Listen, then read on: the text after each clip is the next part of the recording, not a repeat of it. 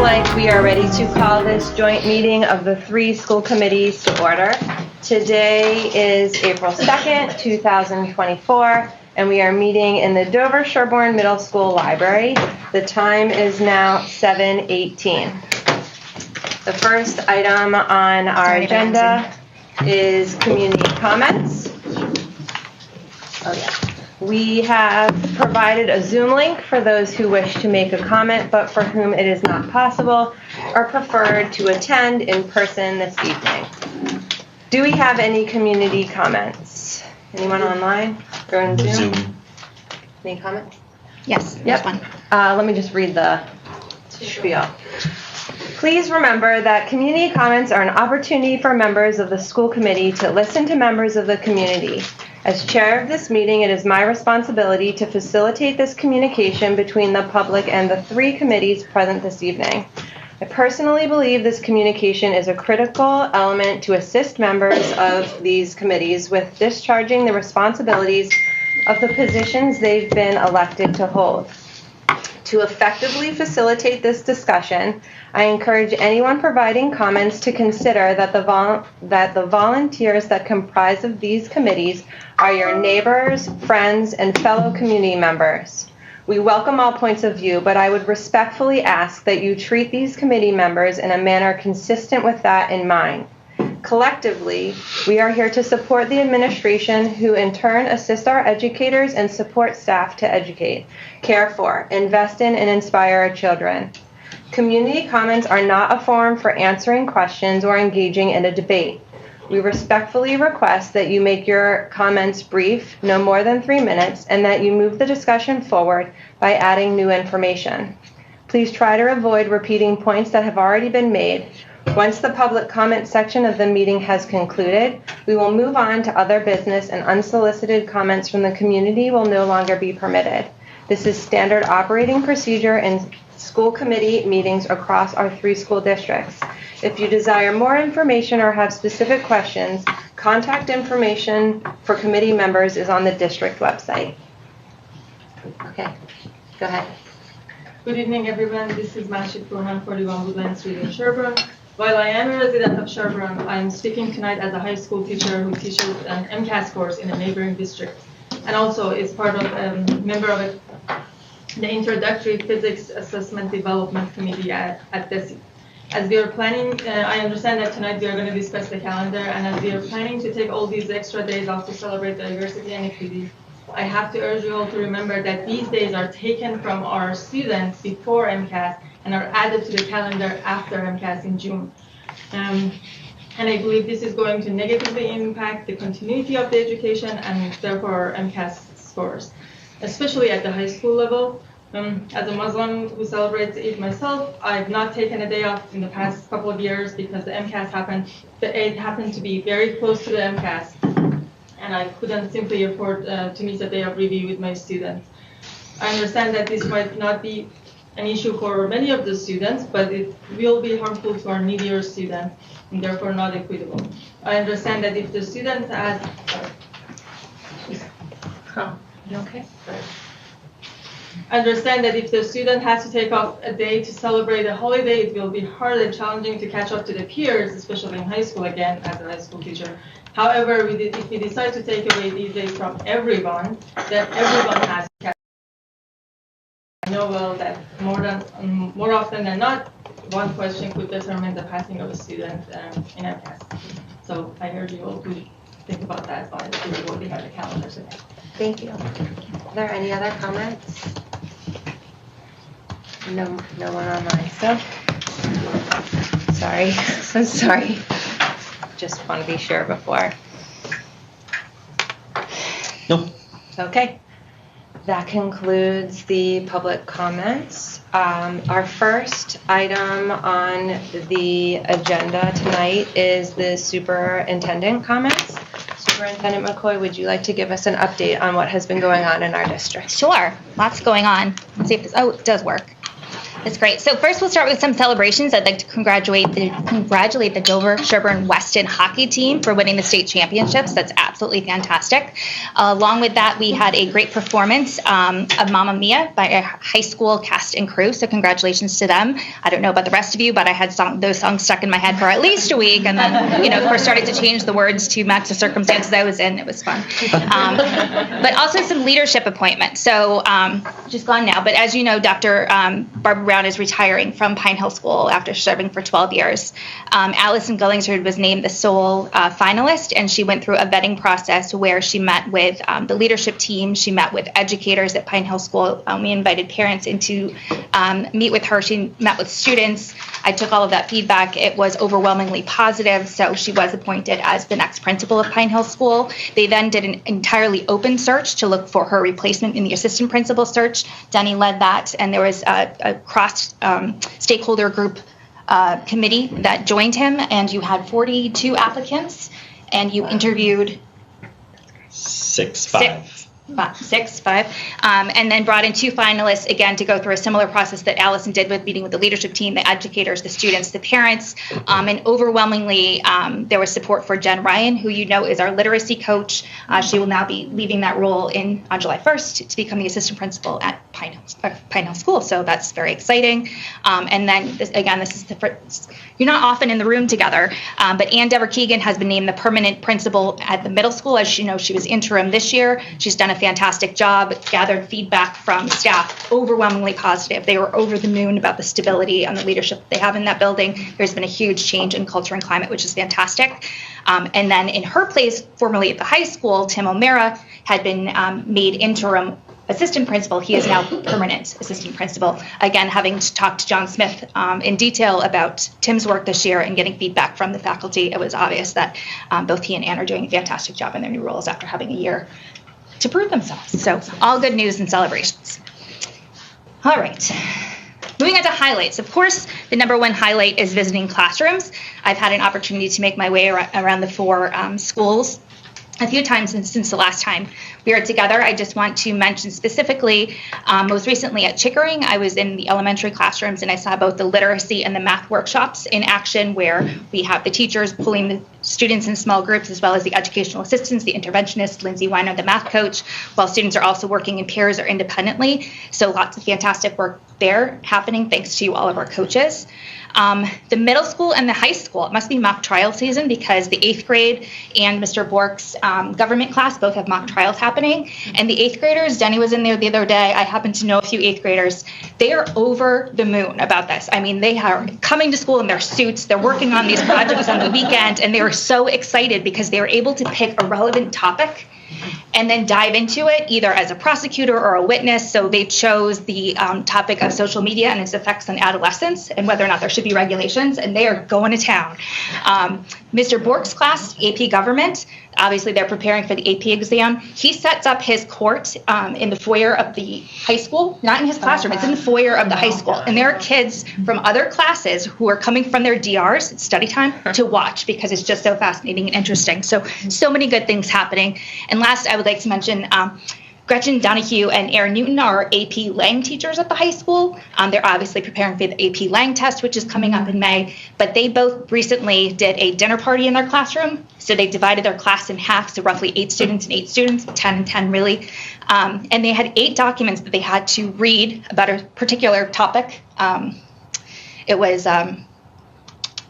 domain, eminent domain, thank you.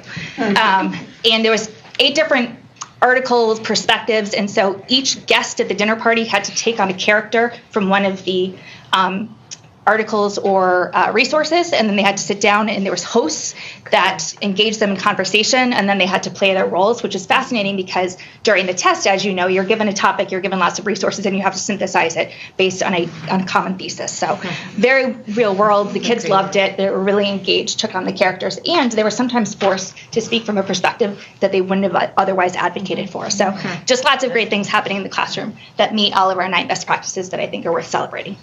Thank you.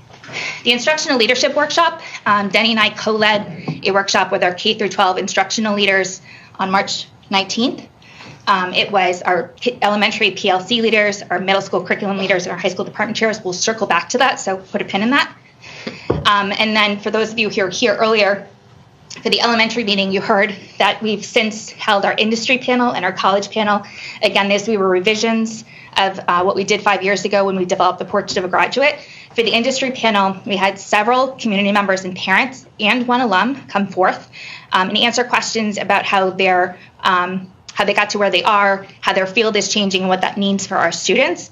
And I think what was magical about the whole experience is, without prompting them throughout their discussion about what they're seeing in their fields and what they wish for this next generation, all of the 7 competencies of the Portrait of a Graduate came out and were elicited. So we were able to tie that back together, and they looked at me like, did you plan that? I was like, no, that's how we got to this in the first place. And then lastly, the college panel was last week. I was going to play you a clip from it, and I'm afraid that if I go to the next slide, it's going to play. I'm going to save us the time, but the video will be coming out in my next newsletter, and it is definitely worth watching. We had Kate Beyer from Hobart and William Smith Colleges, Scarlett Bittner from UMass Amherst, Susan Magdalene Rosini from Boston College, and Brenna St. John from Holy Cross. Rob Williamson, for those of you who know, is a guidance counselor at the high school. He facilitated the conversation about how the admissions process is changing with test optional, test required, how artificial intelligence is making it hard because students can use ChatGPT to write their essays. So Howard College is navigating that, and it's really by making the essays about something personal that ChatGPT can't speak to you. So if you don't write it yourself, you're missing that opportunity to sell yourself to that college. But then we talked about, what does the college classroom of 2024 look like? Because oftentimes, myself being guilty, will think, oh, the college classroom of 2000, when I was there, it's the same now. And what these college admissions reps were saying is it's actually not. In some cases, it is. But UMass Amherst, they still have auditoriums of 300 students and then breakout groups.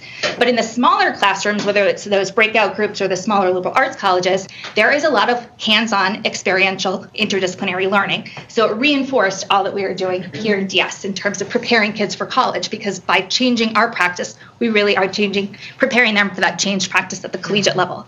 When we asked them for advice about what Dover-Sherborn could do differently, they did remind us that our graduates are highly desirable by all of them, and so that we are doing an incredible job. And they want to remind us to strike that balance to make sure that we're not stressing out our kids, and what some of them refer to as a pressure cooker, that we're finding opportunities for them to find joy in learning, whether it's a subject they like or a subject they don't like, but at least finding a nugget in there that they can become passionate about and want to dig into. And again, the interdisciplinary idea that we shouldn't be thinking in silos. They said, oh, have you heard about the program at Wellesley, which is Revolutions? And then another one jumped in and said, well, have you heard about that program at Concord Carlisle, Rivers and Revolutions? And Rob and I both at the same time said, we're developing our interdisciplinary program right now. And they're like, yay! And they said, that's such a great opportunity for kids. And they said, it's also a missed opportunity, because oftentimes our students, they find in other schools, students might be reluctant to take the interdisciplinary course because perhaps it doesn't have the AP label. But they said it actually has its own kind of star next to it. And that's just it's not the truth, that colleges actually prefer students who've taken courses like that, where they have to think across disciplines and dive into something passionate and relevant and real world. So they really, want to encourage our students to take that when it comes on board. So super exciting. And then a reminder that tomorrow night, depending on the weather, we have a belonging event that is being hosted by Challenge Success here at 6:30 in the library. Additional updates. District budgets have all made it through open hearings and open meetings, so they're now on to town meetings. Again, thank you to Dawn for leading us through that process, and for all of you and your work in your individual districts to get us there. Unit B negotiations with the Dover-Sherborn Educational Assistants is underway. We had our first meeting last week. Thank you to those of you who are on the committee. We'll be meeting again next week. Hiring season is well underway. We have done work with our former HR director and our leadership team in streamlining the recruiting, the hiring, the onboarding process to make sure that we are holding rigorous standards for all of our educators when they come in for vetting, that they're having multiple rounds of interviews, that they're having to teach model lessons, that they're having to do performance tasks in the moment. And as we know, there will there are some retirements coming up or changes in life circumstance. So all of the postings that we know of right now have been posted, and we're beginning to bring in candidates to fill for September. The legislative breakfast, I'll get to again in a minute. This week, Dawn, myself, Sean McGee, the Director of Facilities, and the individual principals will be walking through the individual buildings with Chief Vinci, our new police chief from Dover, and Chief Galvin, our police chief from Sherborn. As you know, information about security and how best to keep our students and staff safe changes every time there's an event. So we want to make sure that Chief Vinci has another opportunity. He's already been in our buildings, but with the building leaders and us to walk through and get some feedback and make sure that we're, again, cutting edge and doing everything that we can to make our school safe. The Medfield Digital Day of Learning is tomorrow. It's a professional development day. I can't imagine the planning that goes into it, but they have guest speakers from MIT. They have their teachers running workshops. They have teachers from other districts come and run workshops, and they open it up not only to their teachers to pick workshops throughout the day, but local towns. Denny and I are both going. I'm serving on a panel with other superintendents to kind of talk about AI and the future of education, which is exciting. And we have 4 of our educators, too, going to really think about and advancing our conversation around how we continue to challenge our students and get them to think for themselves and communicate in a world of ChatGPT. Last day of school, April 1st, is come and gone. So even if we have a snow day on Thursday, we don't have to make it up per state guidelines. So at this point in time, I think it's safe to say our last day of school will be Friday, June 14th. Mark it down. Oh. Okay, so the legislative breakfast. On Thursday, I attended a breakfast hosted by the Tech Collaborative in Walpole, which you know we are a member of. And it was all of the Tri-County League superintendents. So there's 42 districts that belong to the Tri-County League. It's kind of the big Metro West circle around Boston. It starts up in Belmont, goes to Franklin, and all the way down to Bellingham.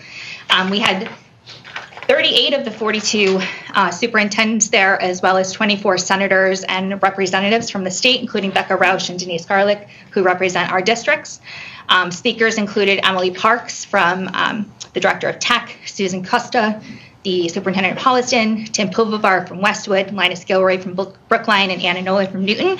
And one of the pieces that I thought was worth bringing back to this group is that these superintendents and the 42 of us, when we sit around a table once a month, whether it's online or in person, are noticing the same set of challenges. So the conversations that we've been having here at the Dover and Sherborn tables are what they're seeing in Brookline and Newton, not to make us feel better, but to add validity to the challenges that we're experiencing.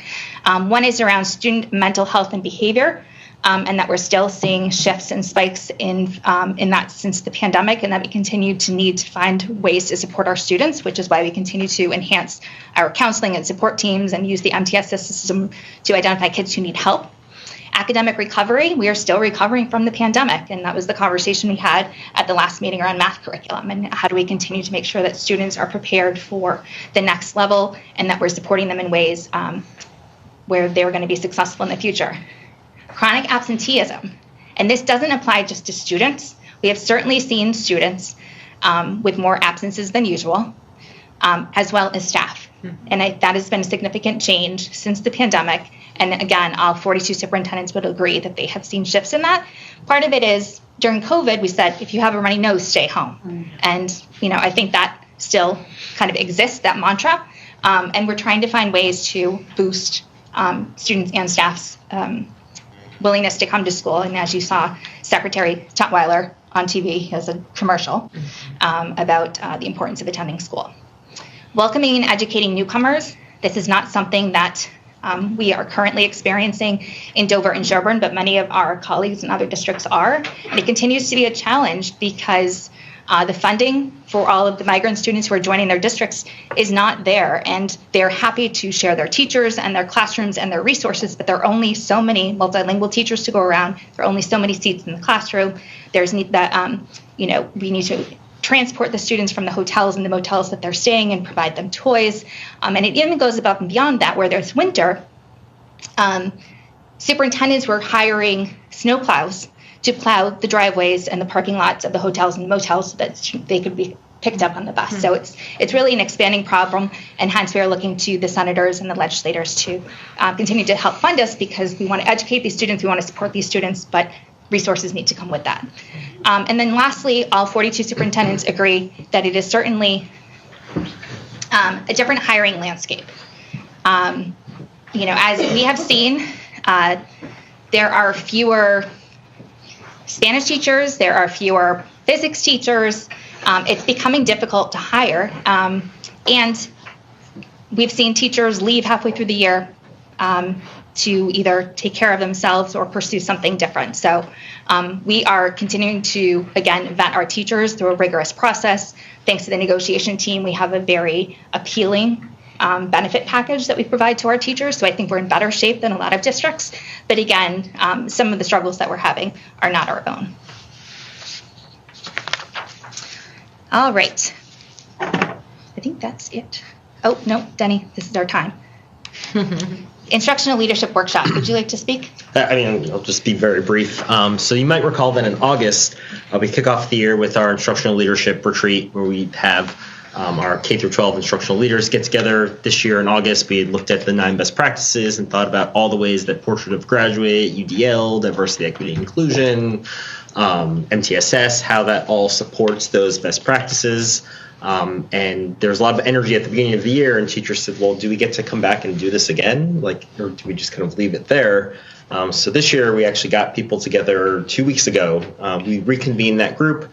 We talked about how those best practices are going, challenges and opportunities that teachers have seen. And it focused around this question that, if Portrait of a Graduate is the thing that we're trying to get to, what does that mean for how we teach and for what we teach? So we did a bunch of activities. We looked at an article from Desi about deeper learning. We did a fun activity that Superintendent McCoy led, where we were challenging our teachers to draw, getting guidance from her and talking about the ways that teachers support and how a vision supports what our students are able to do. And then we ended by doing this activity, double diamond activity, where we said, we know that being a classroom teacher, being with our students, is a lot of work. So when we think about the best practices, what are the challenges or obstacles that you see that might be obstacles for us in fully actualizing the best practices and deeper learning in every classroom? So teachers brainstormed in groups all of the possible challenges and obstacles, and then we moved to more of like a asset-based approach, where instead of seeing them as problems, we reframe them as how might we statements. So some teachers focused on, how might we increase teacher buy-in in the 9 best practices? How might we continue to utilize our spaces better to encourage the best practices? How might we support students that have challenging behaviors? And they came up with, when we told them, use your brains, use ChatGPT, use the internet, every resource at your fingertips, come up with as many solutions as possible to these problems.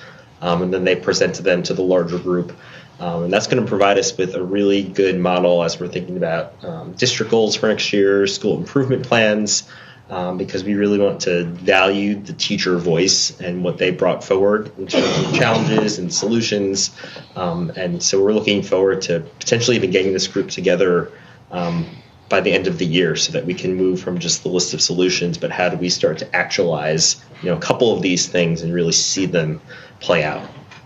So it was a really just inspirational day and very energizing, especially in March, when it's a very long month for teachers. But just a reminder of why we do this work, why the Portrait of a Graduate continues to be the thing that we're pushing towards and moving towards. And the strength of our educators. I think it was exciting for them to have conversations, elementary and high school teachers, middle school and elementary teachers. And it wasn't us at the end of the day that said, maybe we'll get together at the end of June. It was saying, they said, can we get together at the end of June and actually take these ideas that we generated and come up with an action plan? So they want to do this work, which I think is super inspiring because they're invested.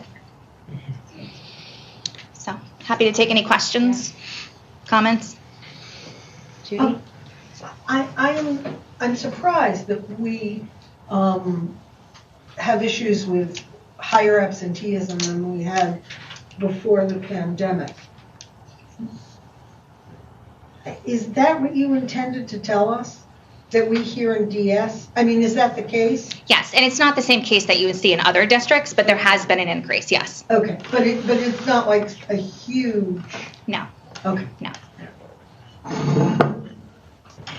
And it's difficult because oftentimes when I sit at the table and represent our 3 districts sitting around, someone from Boston or someone from Brookline, and they talk about their problems, and I was like, well, we kind of don't have that problem as much, but there has been an uptick. It's an increase, but it's not sort of at the same level as it. Yeah. Okay. Yes. Any other questions or comments? Oh, Maggie. Well, I just wanted to say thank you. It's great to get this update on the things that are that are happening, that are going well. It's great to, I really appreciate seeing sort of the snapshots from the classrooms. And I'm wondering if we could get this slideshow, because I actually want to steal this double diamond file for some challenges in other arenas of middle. Yeah, and we have the slide deck from the instructional leadership retreat that walks you through it. Thank you. So happy to share. Appreciate it. You guys are really, this is thoughtful work, and I really appreciate it. Thank you. Thank you both for your presentation. This brings us to our next agenda item. As we all know, this is Superintendent McCoy's second year with us as our superintendent. It is our responsibility to provide Superintendent McCoy with an evaluation. Maggie, would you please provide us with like a high-level explanation of the process? Sure. If you have your computer and it's online and you can open your email, I sent you an email earlier this evening that has a link to a folder.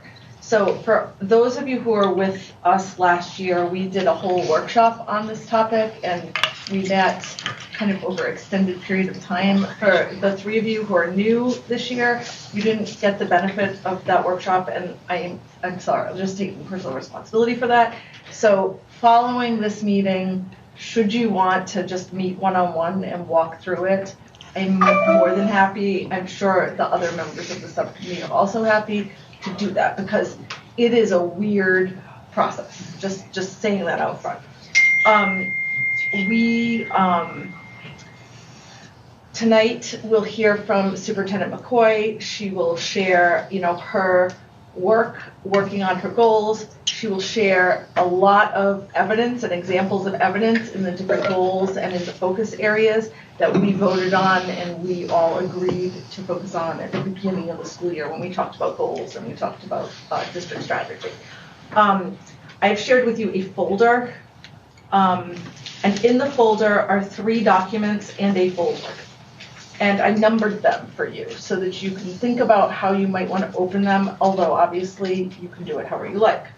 The first one is a memo, and it's kind of a detailed memo. For those of you who were around last year, it's a revision of the same memo. The important things to know are that in Massachusetts, unlike, I don't think there's anywhere else actually in the country, a superintendent evaluation is a completely public and open process. And that has its benefits. We are a state that's really dedicated to transparency and open meetings, and it also has its drawbacks, which are that it's unwieldy for 16 people to give one superintendent evaluative feedback and also in public. Like, that's just not, like, that can go really wrong a lot of different ways, right? And we have particular unique challenges because we are 3 separate school districts evaluating one person. And so in order to help us manage that situation, oftentimes what happens in other districts is the chair will just be in charge of this, and the people who are on that school committee will just send their information to the chair, who will aggregate it and give the superintendent feedback. We can't do that here because obviously we're 3 school committees, etc. So what we do, or our practice is we have a subcommittee. It's on this case of the region, 1 member from Dover, 1 member of Sherborn. That this year is Judy and myself. And then 1 member from each of the locals. So it's Kristen from Sherborn this year and Gully from Dover. So we will be gathering in between today and when we deliver the evaluation on April 24th. And our role is to take what you all give us and aggregate it. So in terms of the evaluative numbers, that's really just a math. That's like an average, right? And then in terms of feedback that you give that is qualitative, comments and so forth, we will split it up and we will take the editing, we will amalgamate, synthesize to get, collective opinion. And that we will share with Superintendent McCoy on the 24th when we meet in our next joint school committee. The document that we use to evaluate is given to us by DESE. It's based on the standards and the indicators in the superintendent rubric, and it's kind of an unwieldy document. That is thing number 2 in your folder. It's labeled pre-filled superintendent summative eval form. Now, earlier this week, Beth gave us her eval and her reflections on how it's going and how different examples and evidence for each of the goals for the district and for herself. We've pre-populated a summative eval form. You got a blank one from Diane earlier, I think today or maybe yesterday. And we've, for your use, if it's helpful, pre-populated the form with Beth's name, the year, and then as you roll down, you'll see that under where it says it's on page 3, where it says student learning goal, professional practice goal, we've tied in the goals that she stated in her memo into where they go on this.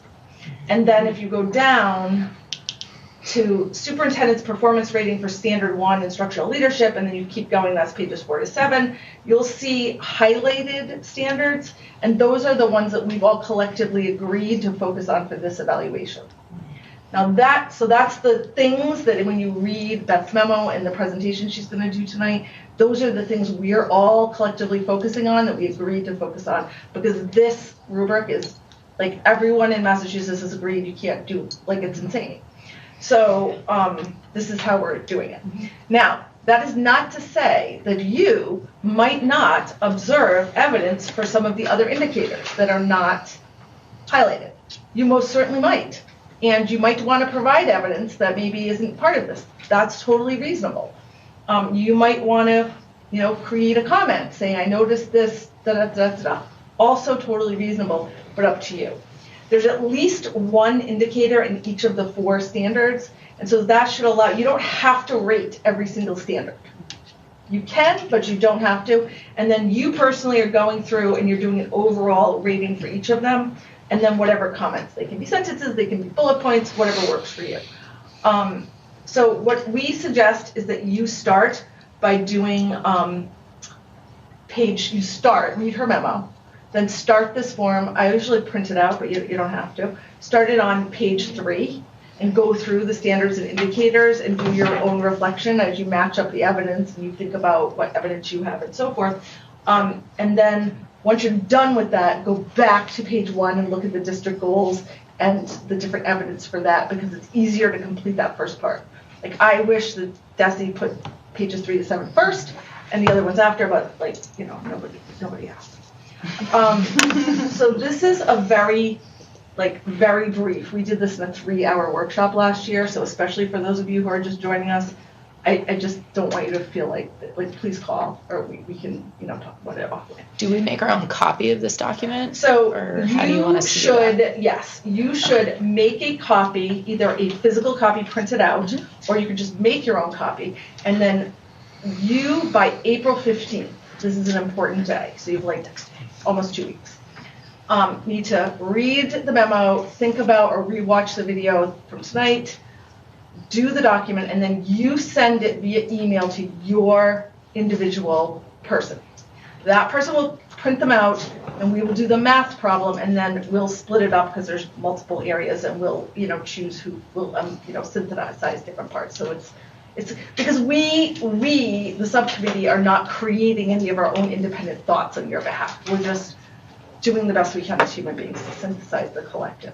Mm-hmm. Now, yes. Who should those on the region send them to? Whoever. I'll share it in a little. What? I think the region, wasn't it going to you? It doesn't matter. Okay. Yeah. Okay. As long as on April 15th we have all of them from everybody. That's we the subcommittee will set a meeting date. It will be a subcommittee posted meeting.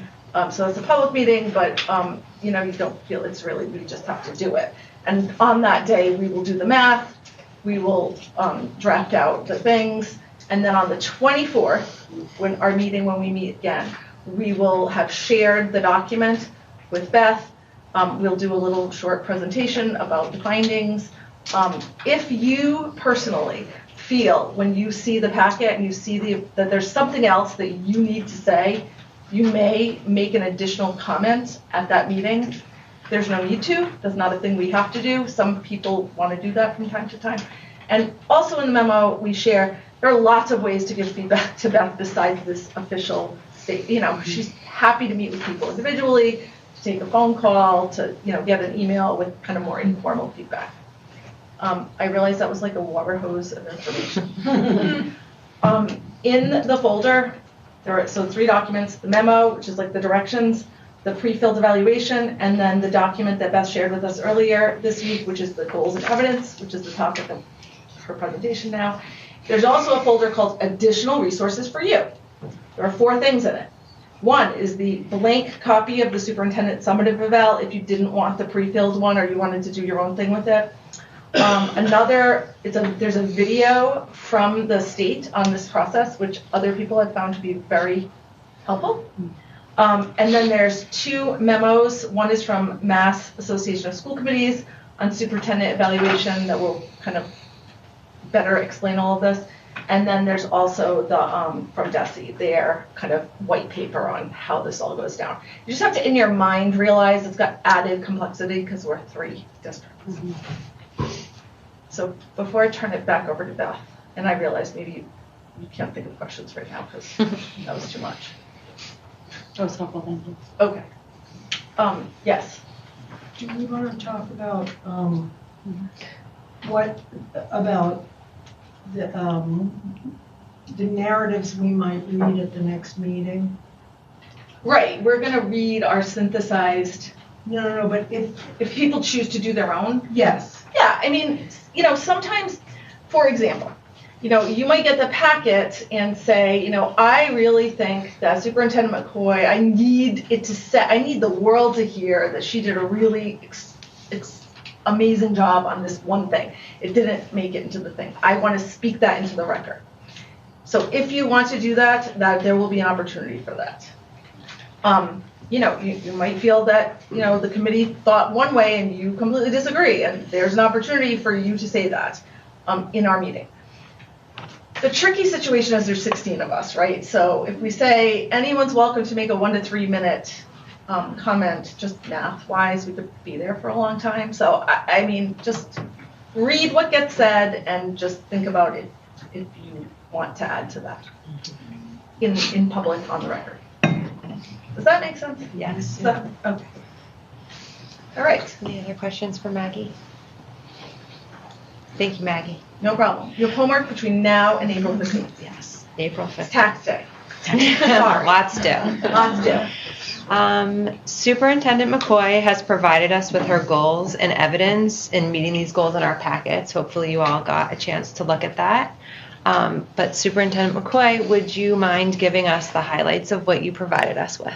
Sure. So I have a little overview, and then I will provide highlights of the document. I'm not going to read the 8 pages to you because I know you're very capable of doing it yourself, and I'm hopeful that there's nothing in here that's a surprise to you that you haven't already heard about all the way through the year. So the first, I wanted to start by saying how honored I am to be serving the students of Dover-Sherborn in Boston. I'm not sure it came through, but I at least feel the excitement when I visit classrooms and interact with educators, and, you know, through the college panel and the industry panel, just knowing that the support our community and our parents provide, it's heartwarming, and I just feel so lucky to be here.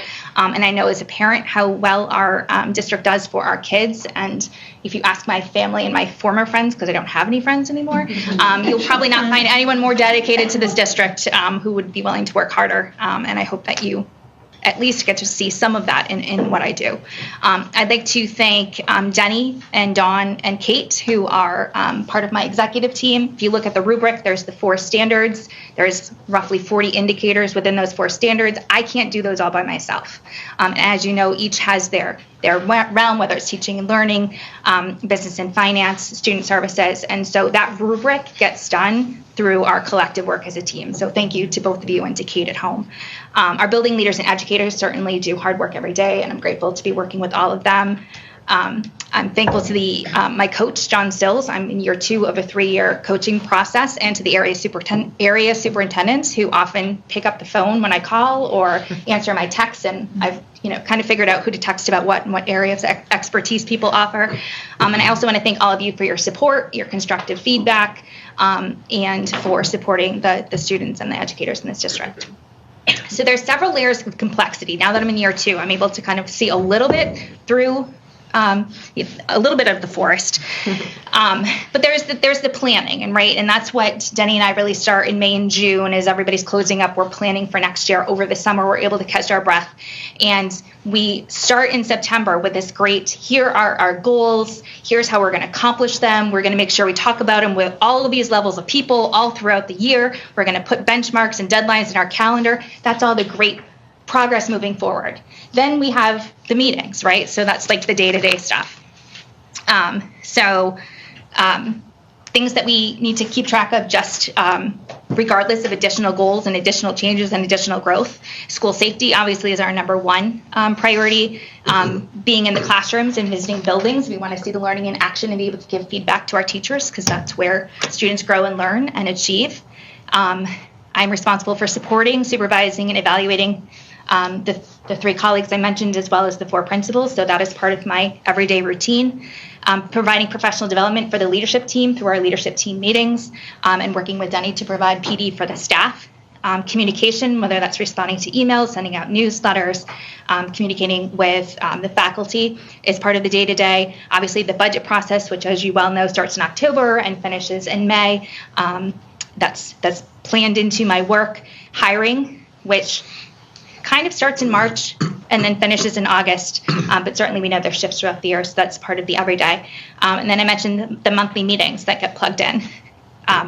Monthly, I meet with the Tri-County superintendents, which I mentioned earlier, the Tech Collaborative directors, the Accept Collaborative directors, my INSIP new superintendent cohort. Bi-weekly, I meet with the leadership team of 16, as well as our educators union representatives.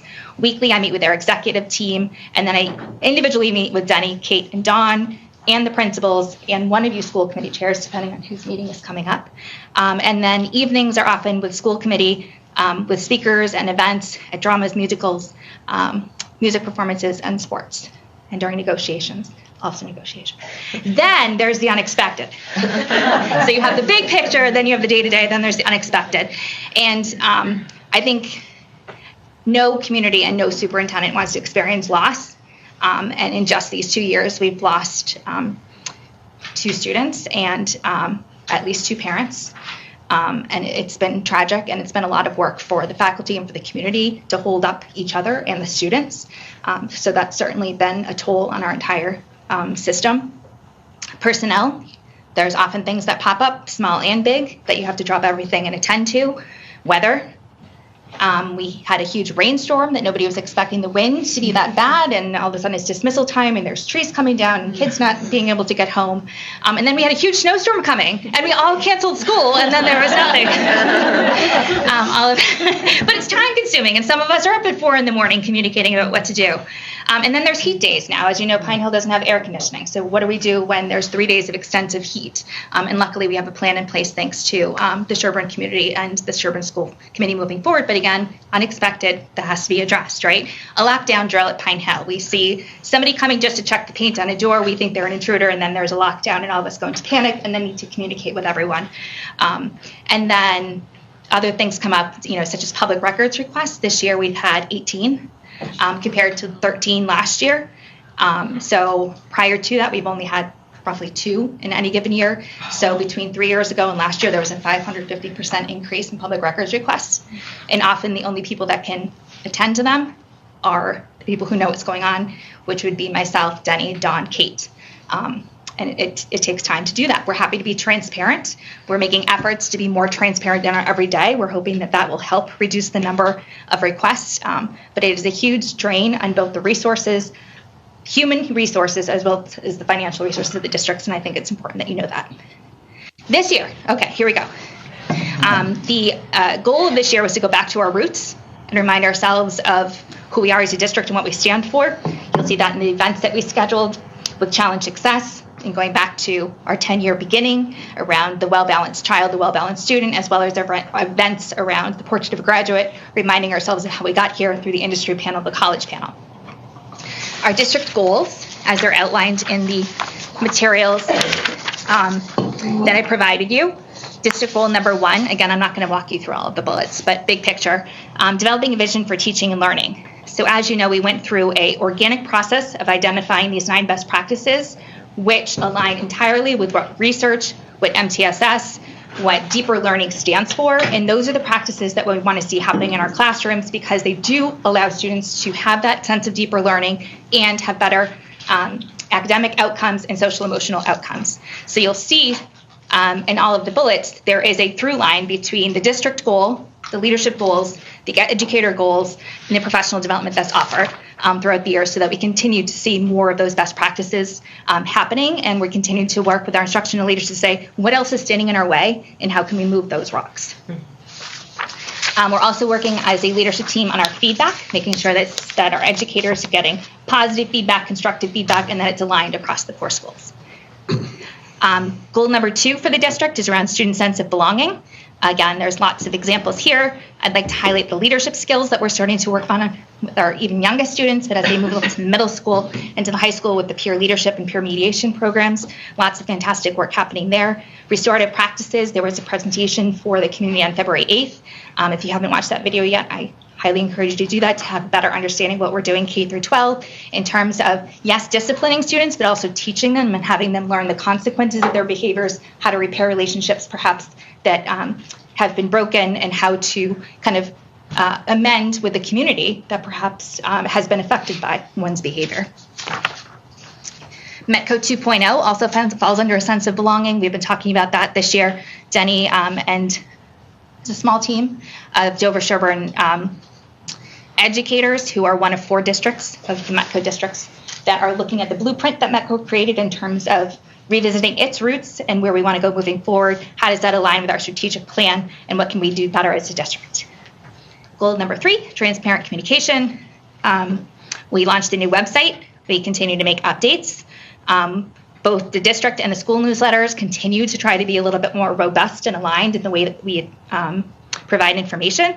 The communication hub allows all of you in the community to see the newsletters from all 4 buildings so that you know what's happening next door. I've offered office hours in the fall, and I'm planning to offer them again this spring. There was 4 that I had in the fall, mornings, evenings, all on Zoom, so that depending on people's schedules, they could come and talk to me openly about their questions, their concerns, ideas. And so that seems to be a good opportunity for anybody who'd like to chat with me to come forward. I've met with the 4 PTOs, again, as a way of reaching out to parents. Denny and I had a State of the District presentation in January. Yep. And again, that's available online and on the website, in newsletters. We're helping people watch it because it's a good snapshot of our strategic plan, where we are and where we're headed. Parent Square is rolling out. That is going to be the platform that takes texts and emails and mass phone calls and puts it all in one place. And so we're starting to onboard our staff, and we'll be onboarding all of our parents over the summer. I had a superintendent from a neighboring district text me last night and said, "Have you heard of Parent Square?"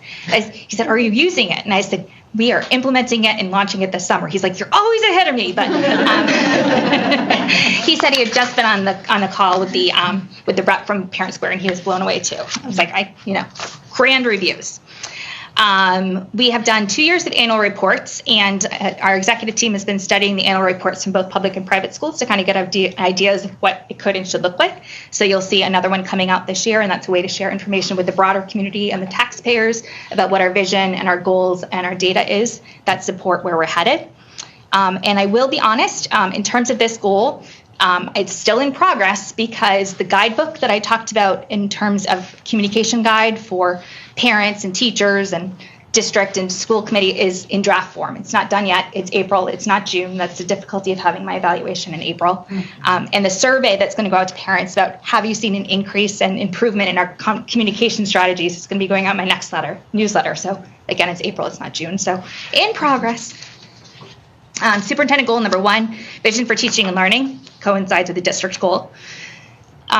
Superintendent goal number 2, district measures of success. So Denny and I have been working on 3 dashboards. The MCAS dashboard is done. The MTSS dashboard is almost done. And the public-facing dashboard is a work in progress, so still ongoing.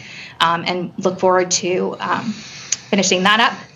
Our MTSS teams at each building continue to refine and get better at looking at data and providing resources to students and interventions and making sure that they're actually working for kids and adjusting as necessary.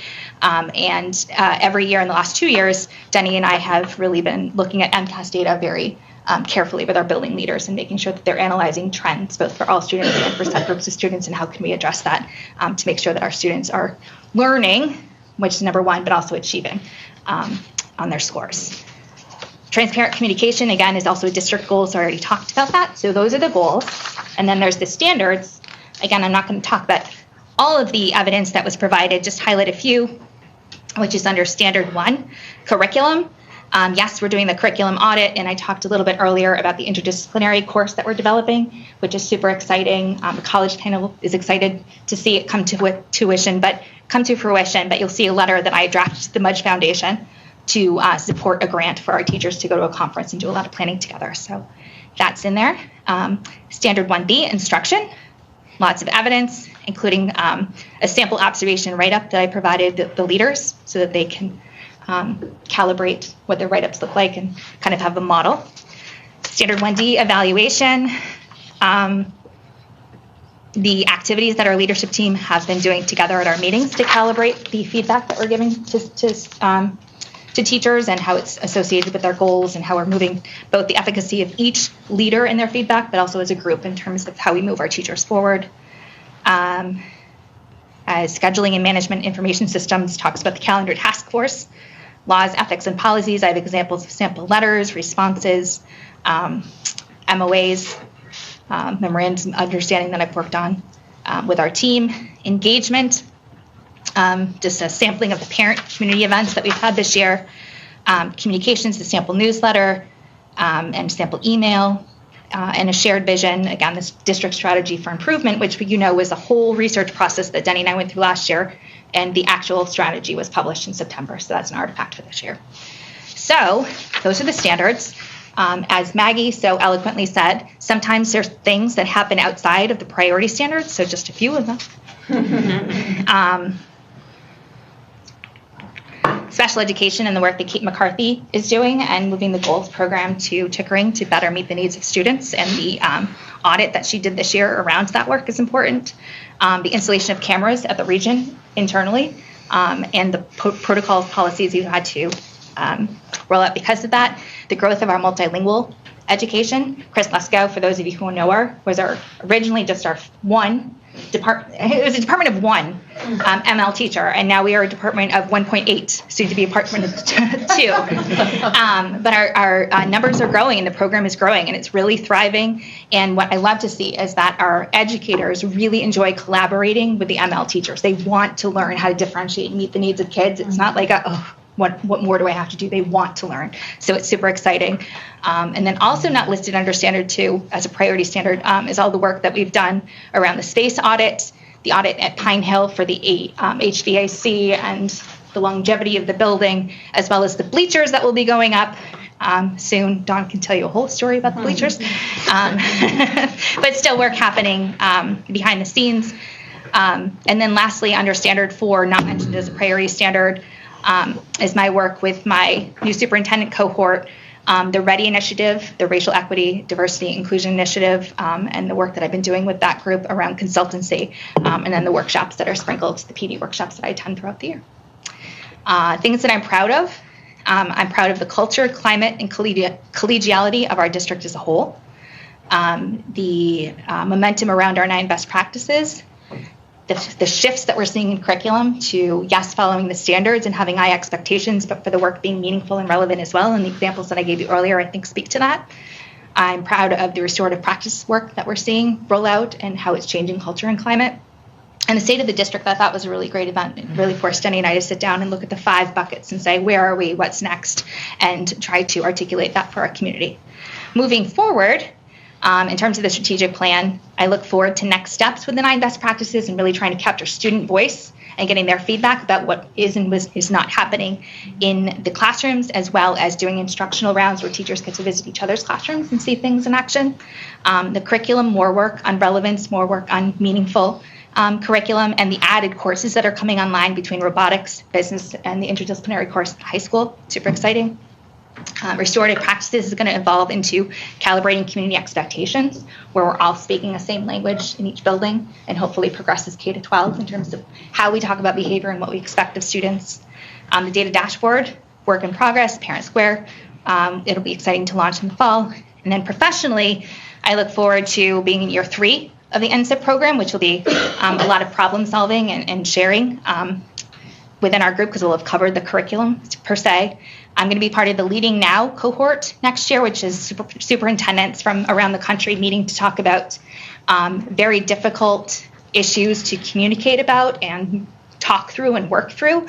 So I look forward to hearing from others and gaining strategies from experts in the field about how to do that. And I also need to work on time management. I need to find a little bit more balance in my life. Because there might not be a year 4. So that's that. Thank you, Beth. That's a lot of work. It's like, yeah, bravo. Thank you for not sleeping on behalf of our children. Any questions before? Truly, as you're doing your homework, if you run into, like, I don't know how to do this. There's a lot of papers. Just call. I'm probably the most flexible schedule out of all of the people on the subcommittee, but call any of us. Because of my 4 hours.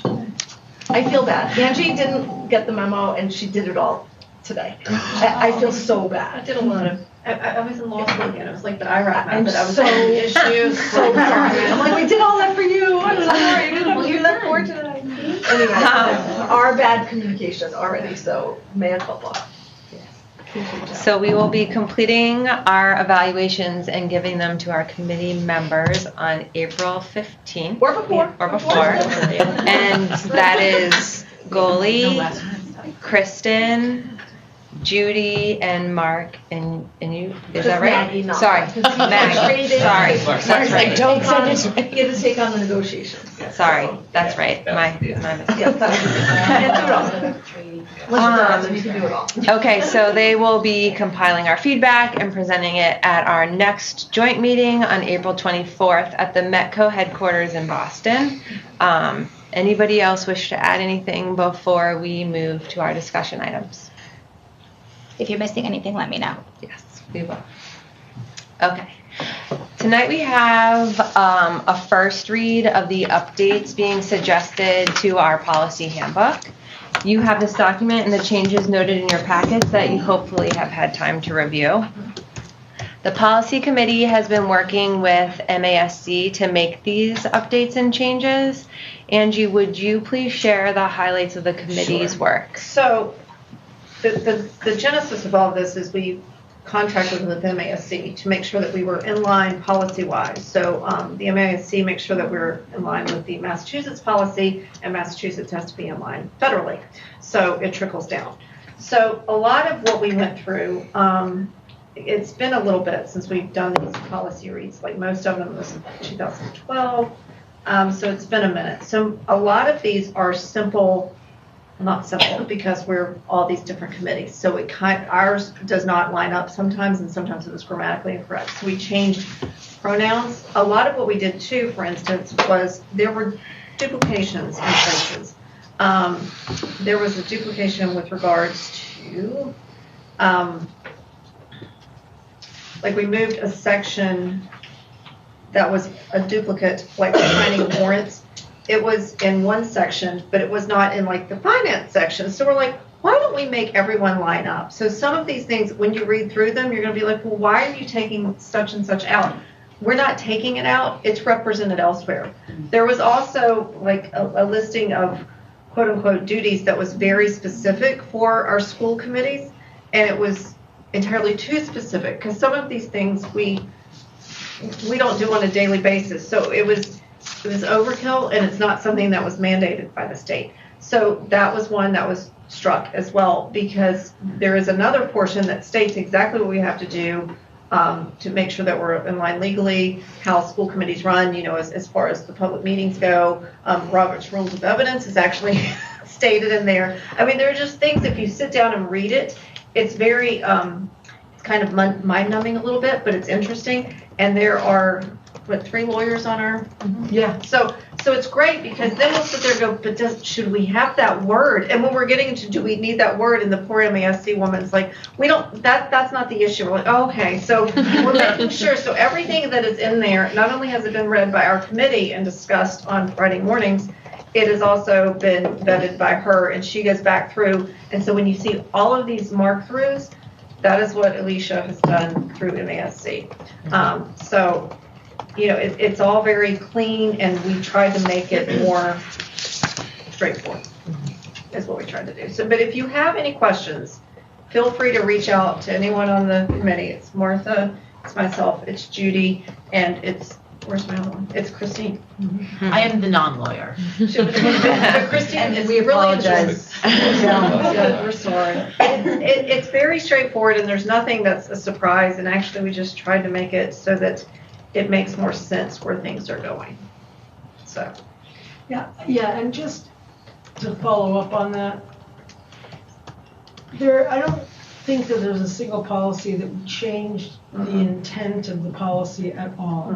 It was all about making sure it still complied with the law and making sure it made sense. And that was really it. There is one policy, because we are looking into having like the student advocacy committee wants to have it's like the student bill of rights that they want to get together and do. And so we did move. I think it was. This is the other thing. There are so many letters with these. The BDSP. We're moving it to section J, so that will better serve when we have that student code of conduct that they're doing, these student advisory councils. So as I said, there's a lot. I mean, when we get into four letter acronyms for where in the policy it is under B, it's a lot of policy that's going on. So it's roughly 297 pages that with the red lines and stuff that you can read through.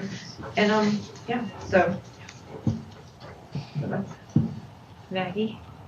I just want to say thank you. No, nobody wants, I mean, maybe not nobody. nobody wants that. Really like this. But even though it is not everybody's cup of tea to ensure that the policies are continue to be legal, because things change. We can't have policies that are going to get us in trouble with the law, or have us end up in the court. It's so and I specific to the tobacco products. We need the policy to talk about vaping and e-cigarettes and not whatever pipes. I don't know whatever before. So I didn't get the chance to read this in as great detail as I wished, but even in the short time that we've had it, it is clear to me that you guys have all taken a very fine tooth, and that the focus was on compliance and simplicity and organization, and that is a huge gift to future generations of school committee people. So thank you. And with the tobacco one, we even have a section in things we have not thought of, because they are so innovative. We're we think what's exhausted, and she said, well, who knows, it could be some kind of tobacco film that they put on their tongue. I was like, oh, let's not give people ideas. But you don't know. I mean, it's, somebody else who said that. What do we do? So, yeah. So it is very, we're trying to keep them all in. And then I started asking about intellectual property, so. Yeah, there you go. And can I just ask, I see the comment from MASC about including the regional agreement. Are you proposing that it will become part of the policy? I think it already It's in Yeah, there. it is. It's already- It already is already in there? It's already, yeah. Oh, and they're saying it doesn't. Okay. I didn't realize it was They're already in saying it there. doesn't have to be, but It doesn't, we're not. Right. But we've always had it. We've Yeah. always- Yeah. We're gonna keep it. Must never gotten to that one. yeah, that, you know, they were like, you don't have to include, but some of the things that we've had, we keep, and again, our other issue is for 3 different things, so she's talking, we're like, but that's not actually us, and so then we have to go back, and she's like, oh, you know, 'cause we're changing a lot of things. Okay. So if you have any questions, just reach out. A and B were done last year, but we never got it to a first read. So really C was what we kind of picked apart, but then we went back through A and B and we picked it apart a little bit more. Yeah. And so it's been picked apart now for over a year. So I think A and B are definitely, you know, well dissected. Thank you guys, really, for doing that work. Appreciate it. Any other questions? Okay, let's see.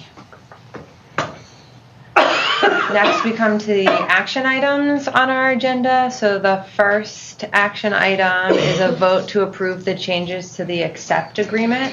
This is everyone's second read of those changes. At this point, does anyone have any more questions about the accept agreement? Okay, so Dover, may I have a motion to approve the changes to the accept agreement? So moved. Thank you. And may I have a second? Thank you. Any further discussion? Oh, no, there. Okay, all in favor? Any opposed? No. The motion carries. Christine, will you do the same for Sherborn? Yes. Sherborn, may I please have a motion to approve the changes to the accept agreement? Becky Hammond, so moved. Thank you, Becca. Is there a second? Kristen Aberly, second. Thank you, Kristen. Is there any discussion? I will do roll call. Dennis Kwan? Dennis Kwan, yes. Becca Hammond? Becca Hammond, yes. Kristen Aberle? Kristen Aberly, yes. And Christine Walsh, yes. Motion carries. Thank you. Judy, would you do a vote for the region? Yes, we have a motion to approve the changes to the accept agreement as were in your packets. Mark Healy, so moved. Do I have a second? Maggie Sharon, second. Any discussion? All in favor? It's unanimous. Thank you. Thank you all. Thank you for making the changes. Our next action item is to vote to approve the 2024-2025 school year calendar. Before we open this up, I just have a few things to say. Although we are 3 separate school districts, for practical reasons, we often operate as one district. For example, Pine Hill and Chickering begin and end the school day at the same time, and we have a number of common policies contained in our policy manual. Likewise, it is in the best interest of all the districts to provide students with the same days off from school. Many families have kids in elementary school and at the region, and it would be less than ideal for families and for our transportation contracts to have a different calendar at each of the districts. Therefore, I would like to propose that in considering any changes to the calendar, we agree up front that the 3 committees must agree on the same calendar for each district. In addition, we need to agree on what we will do if we cannot reach a consensus among the 3 committees. In order to avoid a stalemate, I would like to propose that if we cannot achieve a majority vote from all 3 committees on the same proposed calendar, we agree that the status quo will prevail. I can say that again if you hadn't. Does that make sense? Any comments, questions, thoughts on that idea? Sorry, one clarifying question. So that's, each individual committee might have not full consensus, but there would be a majority of each committee. So this isn't unanimous across every Correct. committee. Okay. And how do we go about doing that? That's probably the next thing you're going to say. Well, I was going to suggest that we make a motion and vote to if we can't come to a consensus on a single calendar, we'll go back to status quo, Which is the current calendar. which is the current holiday calendar. So that being said, may I have, should I do the motion by committees? Yes. So Dover first, since that's us. May I have a motion from Dover that if each of the three committees do not each approve the same motion to make a change to the current school calendar, the three districts will maintain the status quo with regard to the holidays that are given as days off from school. Thank you, Goalie. May I have a second? Cassidy said. Thank you, Jeff. Any further discussion? Okay, all in favor? Motion carries unanimously. Christine, will you do the same for, you can read, yeah, sorry. Shoulder, that's okay. Yeah, it gets a little complicated. Okay, from Sherborn, may I have a motion that if each of the three committees do not each approve the same motion to make a change to the current school calendar, the three districts will maintain the status quo with regard to the holidays that are given as days off from school. Becca Hammond, so moved. Do I have a second? Kristen Aberle, second. Any discussion? I'm going to vote. Dennis Quant, Dennis Quant, yes. Becca Hammond, Becca Hammond, yes. Kristen Aberle, Kristen Aberle, yes. Christine Walsh, yes.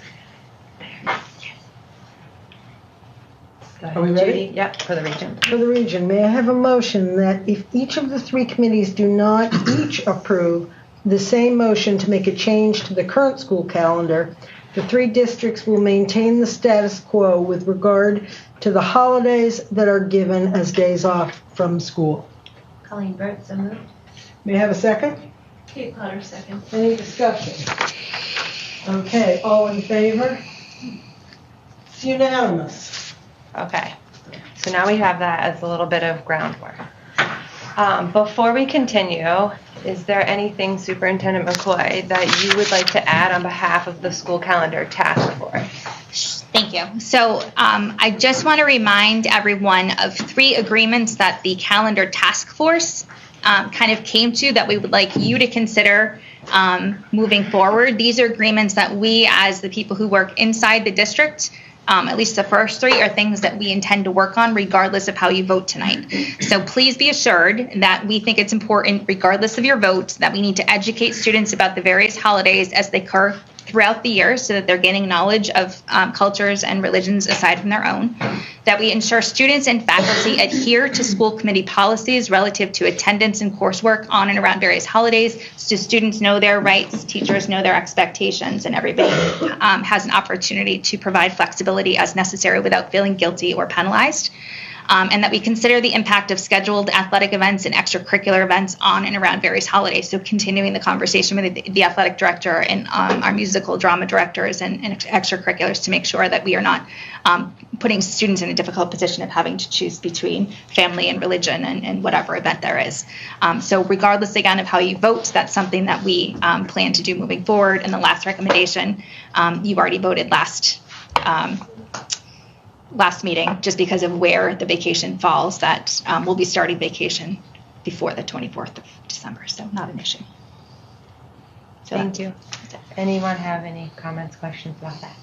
Okay. Can I ask a question? Yeah.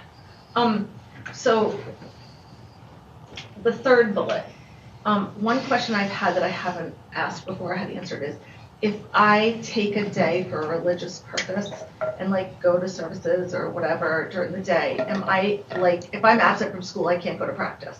Right.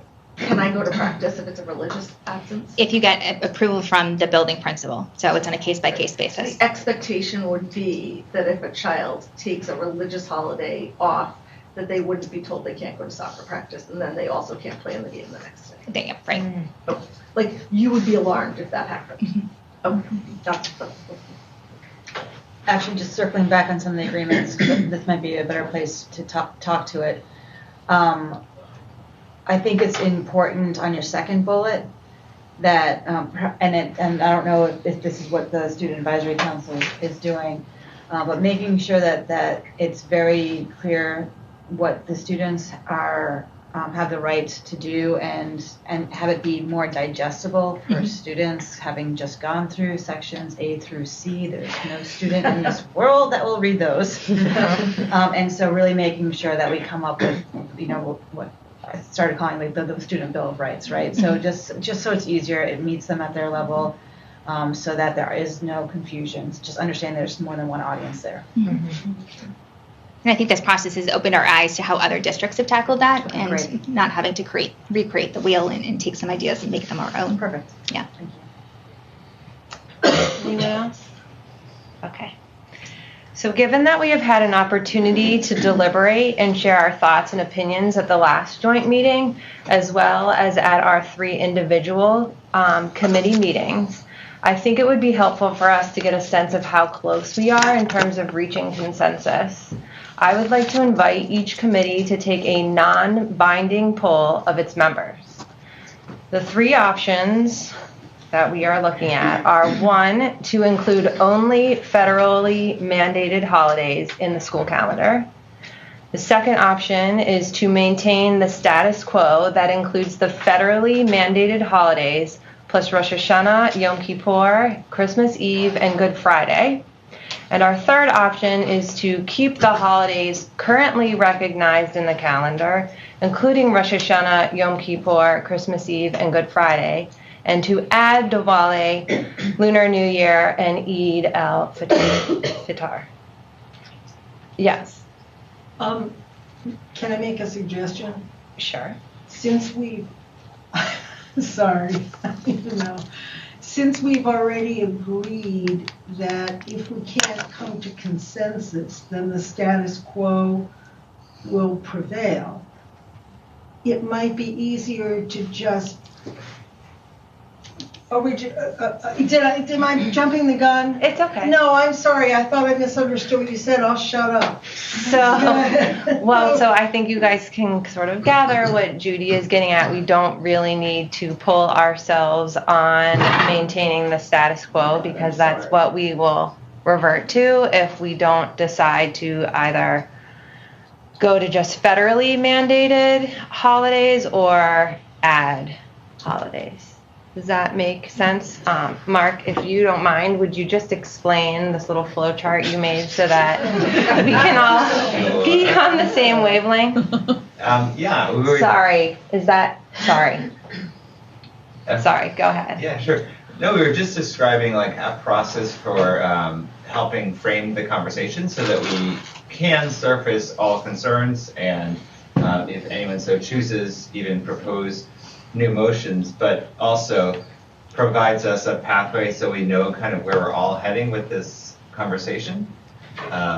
So basically, it's pointing out the 2 potential motions, as you've stated, that we would be voting on in green there, rollback or adding, and we've all previously agreed that if neither of those pass, we would go with the status quo, but there is in orange an important reminder that any one of us, any school committee member, could make a motion that differs from the 2 above. For example, adding maybe just 1 more holiday out of the 3 for some reason, whatnot. But still, I think the arrows suggest the path that we kind of go with. But go ahead. No, you go ahead. I don't know, maybe some people really believe that they want to, for a specific reason, they just want to have status quo and vote for that. I'm a little confused with this. I know that if we don't have consensus, that's the way we go, but I don't know. I'm not sure. Well, I was going to say the same thing. Some of us might intentionally want to keep the calendar the way it is and not have it be a default suggestive that it was a like you would have a path of non-decision. Yeah, so then what you should do is not vote in favor of either motion. Yeah, and I'm fine. So for me personally, I can follow this process. That's fine. We could probably speak to what our preferences are and what's motivating our votes, and it'll just streamline the process. Yeah. But what you're saying is you would rather than it being a default, you would like to feel like you're voting It for something. It might be more of an intentional thing, but we can speak to that if that's where we go. Yeah. Thoughts? That actually came up. I mean, I think I brought that point up. And we can definitely share our reasoning. I mean, I intend to do that when I get to. Yeah, so let's, I mean, I'm comfortable with this, not that it's just me, but understanding that we'll speak to what we need to. Okay, so shall we do a straw poll just to see where we are? And we can do that all as one, correct? Well, you're sitting by committee, so. Straw poll. Okay. Yeah. I've never I done show a hands straw. is what you're saying. Yeah, just a straw, non-binding. So, but just raise your hand if you are leaning towards federally mandated holidays only. Okay. And then raise your hand if you are leaning towards adding the 3 holidays. And then, for the sake of standing for something, if you are leaning towards staying with what the calendar we have already had. Okay. Evenly divided. Should we discuss? Yeah, maybe it's worth having a conversation to just, if you are so moved to share your thinking, and maybe you can bring someone along, someone can make a motion. Yes. We have. I can start. Yeah. If you want. Do you want to start? No, you're fine. You sure? Yeah. Because I'm not. No, you're fine. Not a wallflower. So a couple of observations. I know we've spoken to this before, but I really appreciate all of the hard work that went into bringing this matter to the school committee's attention. It's not easy, particularly for kids, to come forward to a group like ours, and I want to commend them for doing it. I also want to commend this group. We spent a lot of time on this. The committee itself, the task force itself, coming in with their recommendations. For me, what it's coming down to is the fact that the way we have it set forward right now makes sense both legally from the separation of church and state establishments clause perspective. It was borne out by the data that was collected at the time we made the change, more specifically the impacts by the availability of teachers to cover for it, as well as the body of the students that are in our school districts. I didn't see a reason to, I didn't see a meaningful reason to roll that back. And I do want to, it was meaningful to me that there were events that happened at the end of last year that no one could have envisioned, namely the conflict that Israel and Palestine are going through. It's made us making a decision right now might have the wrong impact, meaning it might suggest that we are abandoning our folks that are part of the Jewish community, and that's certainly not at all what anyone here was trying to do. In terms of adding more holidays, I was very much motivated by the data that was presented, the fact that there did not seem to be that same pull from the teachers in terms of not being able to attend and provide coverage, and candidly, the makeup of our communities didn't have the same volume that maybe we saw that justified the change several years ago when we included the other holidays. Not choosing a religion over another, looking more practically at it. And so for me, that means keeping the status quo and not making a change right now. That doesn't mean we don't keep it open and we continue to monitor the situation. We continue to invite feedback from our community if there are changes. certainly that should be the case, and I'll stop, that's nothing to say. Let's go to Judy. Let's go around. Yeah, Martha, I love what you just said, and I'm going to try not to repeat anything. A very wise person said to me in discussing this issue, I could convince myself of any one of these three positions. And in some sense, I feel that way myself, despite the fact that I am in favor of adding holidays. And the difficulty that I have had this entire year thinking about this problem, it is an incredibly difficult problem. I respect every single one of you. Everyone here is smart and lovely and caring, and we're pretty much almost evenly split on which thing to do. And that's not a terrible thing, to have the conversation, even if we end up at the status quo, because having the conversation causes us to think about these things and maybe improve what we do. So I guess what I'm saying is I'm not going to sit here and advocate and try and change anyone's mind, because I think everybody knows what they want to, everyone has made up their minds. But I guess I want to thank everybody for going through this process in such a considered, calm, and reasoned way, and without feeling like they had to vote a particular way because their friend or their colleague or their whatever is voting that way. And to me, that's a true democracy. And so I'm really pleased with this process.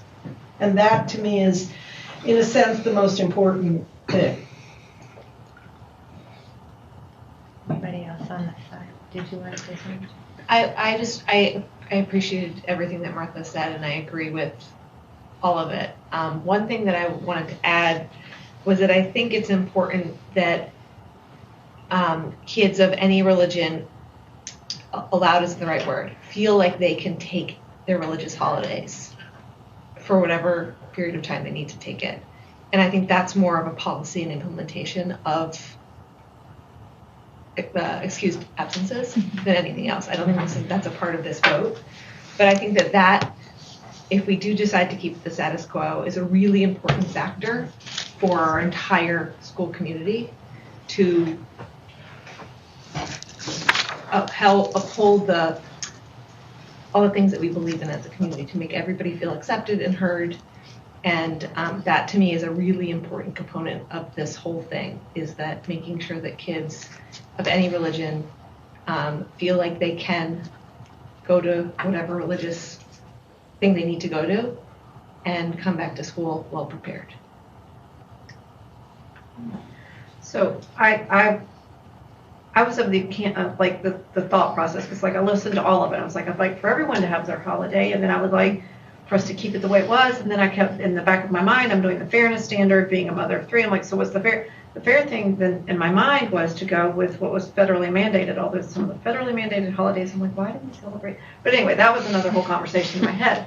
So, but that's what I went back to, because I didn't want one person to feel like, oh, you valued this more than you got. And so that was the way it was in my head. And it's been really hard, because I keep going back and forth and back and forth. And then if I ask my child, who is a student, well, don't take away any holidays, I'd like all of them. And I'm like, okay, you don't, it's, so in my head too, I'm also trying to balance, just as the community comment, the AP preparation. I mean, there's so much that goes into the thought process, and I'm trying to figure out what is best for our students. So that's, I'm not saying right or wrong, I'm just saying my thought process ended up on, this is just where I am at the moment. And that was it.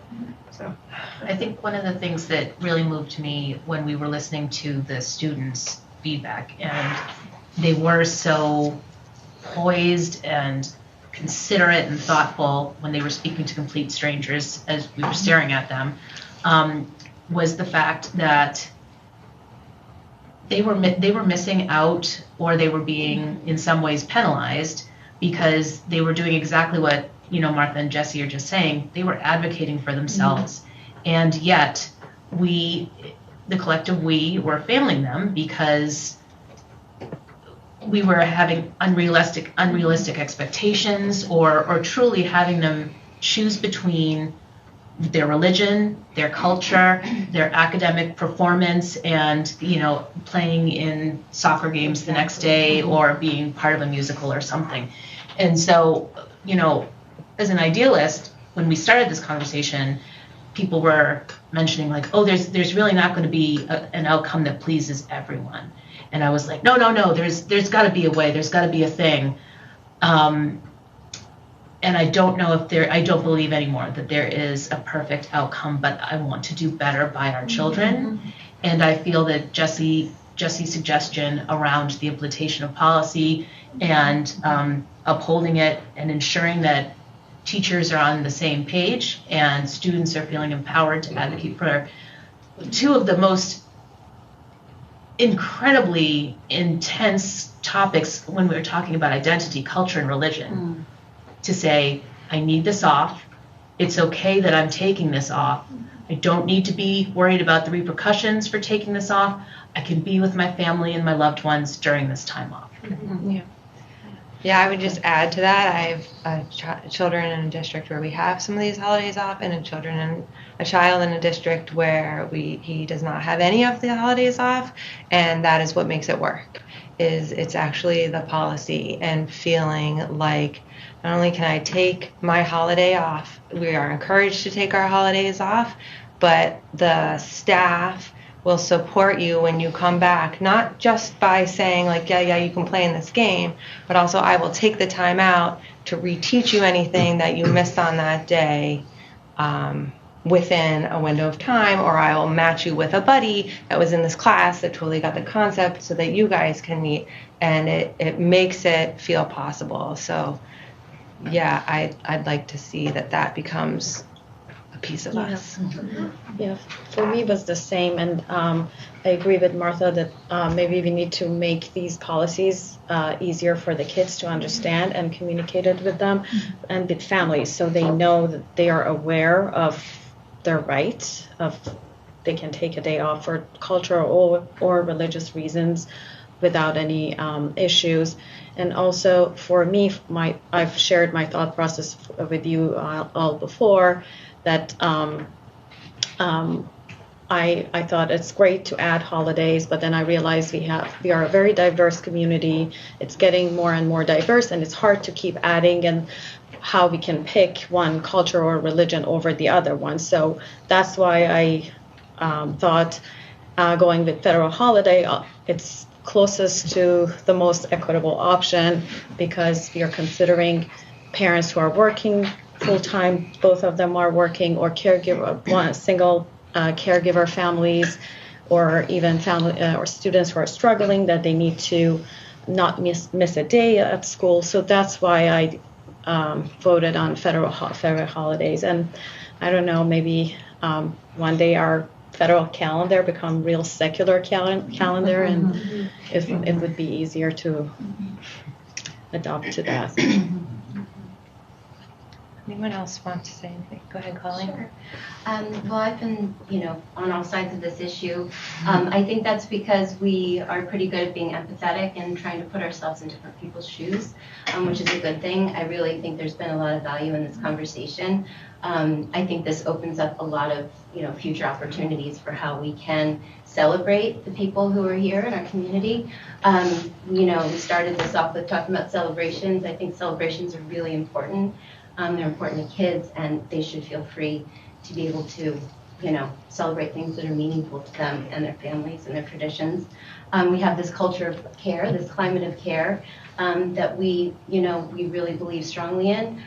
For kids to feel like they belong, they have to feel seen, and seen, honestly and without judgment, and without, there's a lot we have to learn about each other, and kids have to learn about each other. There's a lot that I hope that we provide more opportunities for this, really getting to know families better as individuals, We're not great at that in a public school system. It seems sort of overwhelming, but I think we need to do a better job of getting to know our families, more deeply.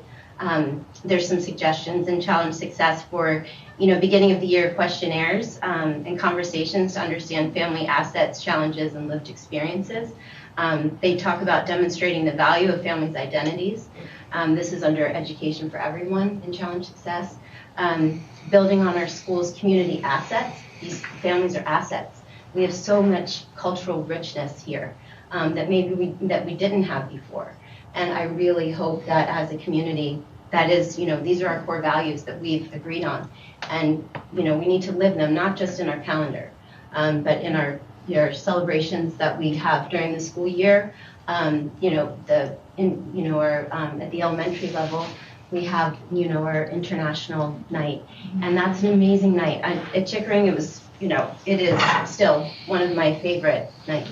And if we could extend that, to middle school, and these students are presenting, at the middle school, maybe presenting their dances, maybe presenting, on their, let us all learn from each other. So some of this is parent groups pushing in as well, positive, the middle school and the high school, those groups. Some of this has to be from the community as well. It can't just be on the school to educate us. So in terms of saying status quo, I hate to say status quo because the students have demonstrated that there is a measurable impact, a demonstrated impact on them, and they came here very bravely to present. So I think it is our duty not to keep the status quo, but to say maybe we're not adding or subtracting at this time, but we are going to be expanding our programming, as a result of this conversation.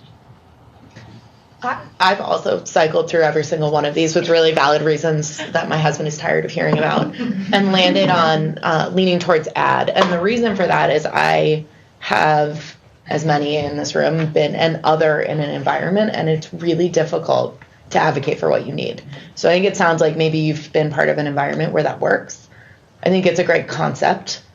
I worry about the execution. And I think that many of our students, if they are a minority, religious minority, any other type of minority, advocating for themselves can be hard. And so adding gives them that support. It also has the benefit of having a free day, so to speak, for students who maybe want to take a break in a pressure cooker environment. So that was also a piece that appealed to me. So I think it really comes down to how do we implement this? How do we make sure it's real? And perhaps we leave the calendar the same. We try some of these things, and in the future, maybe we get towards a more federally mandated holiday calendar, which was my first choice originally. But I just really worry about the actual execution of it, and if students will feel supported and empowered to do it. Just say something quickly. Just hearing a few comments. I was also for adding actually a little while ago. I went through a whole series like anyone else through this process, and I think it was actually the snow day that made me reconsider. And it wasn't the snow day, but it had to be because all the other towns were doing it. And I think it speaks to the fact that we are part of a broader network sometimes. And so in terms of when we decide to not hold school, it impacts, and we're impacted by, like all the other towns on this sheet, and that was a piece for me that just going from, data, I said, to messy data, to noise, to our school values, where there was inclusion, to logic, the snow day, and I agree, I hate the term status quo, but it's not adding or removing because right now we're in a network of schools that follow a similar schedule. So I actually prefer to separate it almost from how important is it to our demographics, because that's just, then you're weighing some groups against others, and we can't possibly play that. I do agree, though, entirely on trying to explicitly support all stakeholders, all groups. I work in the Needham Public Schools, and we, we don't have a day off for the 3 holidays that we're considering today, but we do have structures in place and really clear communication around kind of the expectations for supporting students and families. And I think that we can get there. I do think we can get there as a district. I also think that when you don't have school for any holiday, you're losing some potential to educate. You may honor the holiday and you give that space for the people to which it may mean a lot, but you're not tapping into the opportunity to really educate the entire community. So I actually don't feel like this is a bad spot that we're in, but click on that. Maggie? Like everyone who's shared tonight, I have been through the whole cycle of being able to support all three options. I started out, following the students' presentation and then work with the task force, really feeling like we have to support everybody's holiday.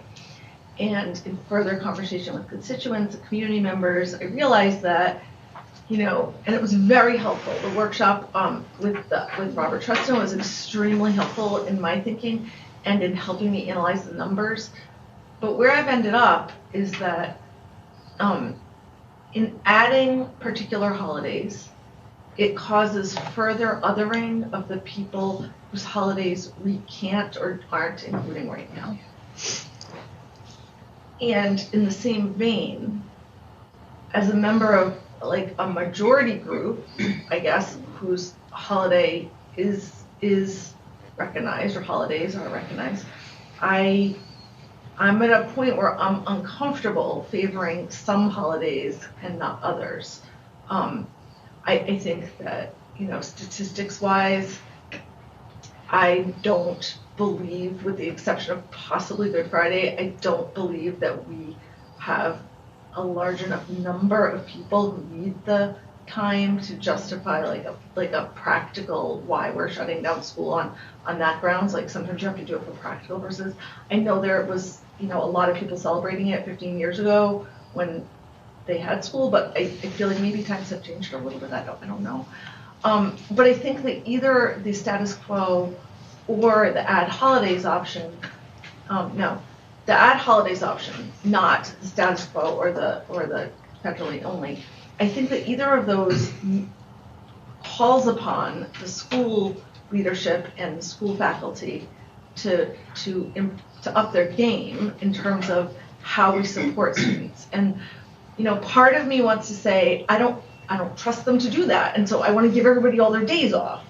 But then I get back to, okay, but everybody didn't get their days off. There's still people who don't get their days off. And how, if I'm saying I can't trust them to do the work for, these kids, well, what am I saying about those kids? And what am I saying about somebody who there's only 2 kids in the whole district, but the teacher says, well, we already took off 17 religious holidays. Can't you? Like, I don't feel like that's respecting the potential of our faculty. I feel like our faculty and our school community has the potential to support our students in similar ways to how Liz's students are being supported in their school. And I think that we have Concord Carlisle as a mentor, I guess I would say, in this. And I don't feel comfortable preferencing some religious groups over another in a public school. And regarding the days off, because a lot of kids gives feedback, they like a day off. I feel like kids also would like to end school earlier in June. And if you said, would you like a random Thursday off for a holiday it's not your day, or would you like to be done school earlier so that you can have a longer extended time with your family, or that people aren't always thinking about it that way? I don't know. That's where I've landed. But at the end of the day, I think however we end, and really to echo Judy's point, this has been really mulled over in great detail and with a lot of thoughtfulness and care. And I want to again shout out to the very courageous students who came forward to us like a year and a half ago, 2 years ago, to share their experiences. I'd never in a million years thought about what it means to celebrate a holiday that's celebrated on the other side of the world in terms of when you can speak to your relatives. And that's a big deal. Like you're staying up all night to talk to grandma. Like that's a thing. And I want us collectively to do a better job to support those kids, all kids. I personally celebrate a cultural holiday that is not included in the current calendar or proposed. And I know I know how difficult it is to have a holiday which is not recognized, and you feel that your student is not supported.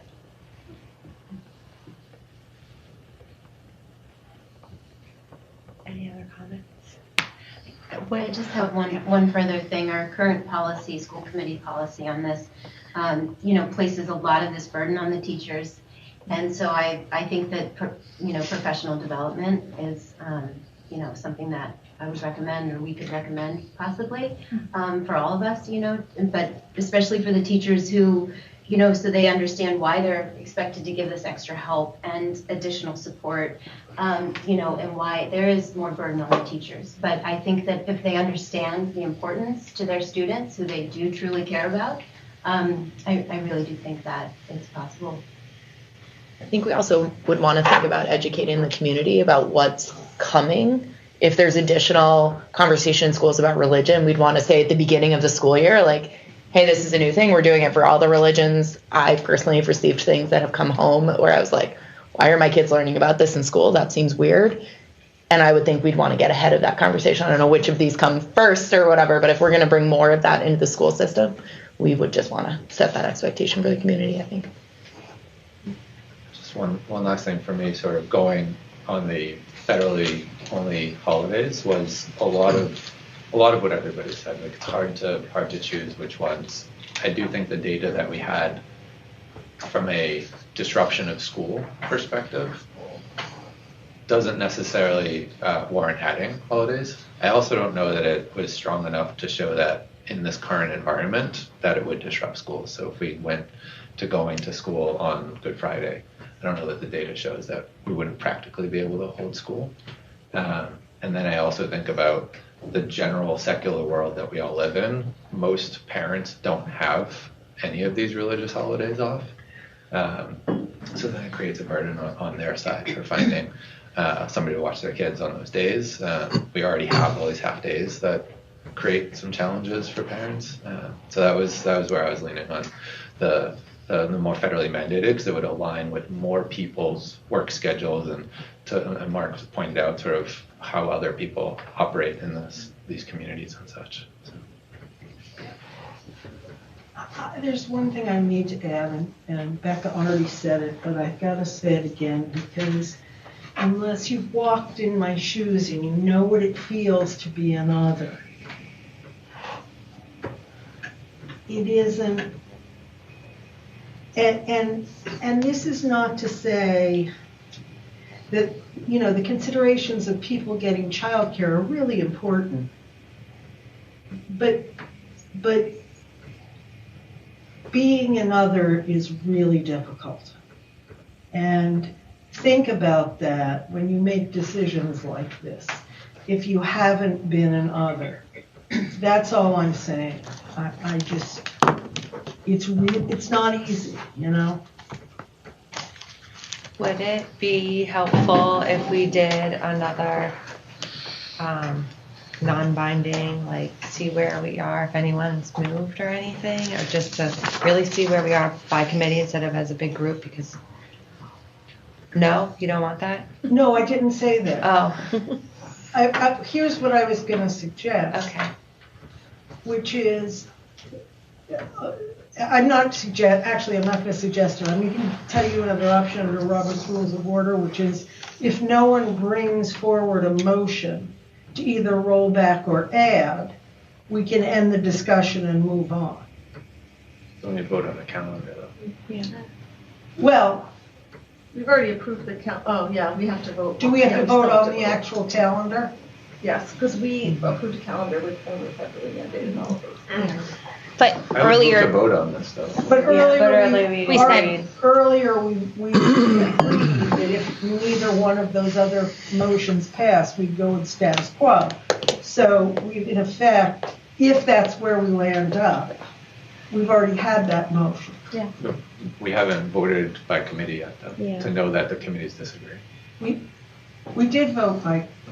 It was a straw poll. We need to do the first motion for that first thing that Liz did that said if you cannot come to the same votes. But we haven't done the let's vote. Let's vote, and then I think you do need to do. All right.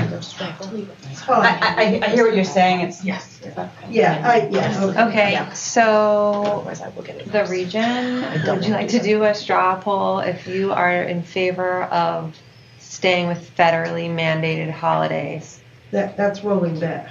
Yeah, I just thought sounds a little nicer. Federally mandated holidays than taking away something. Anyone in favor of federally mandated holidays? So there's 2. Anyone, just the region. Sorry. Anyone in favor of adding the 3 new holidays? So that's 2.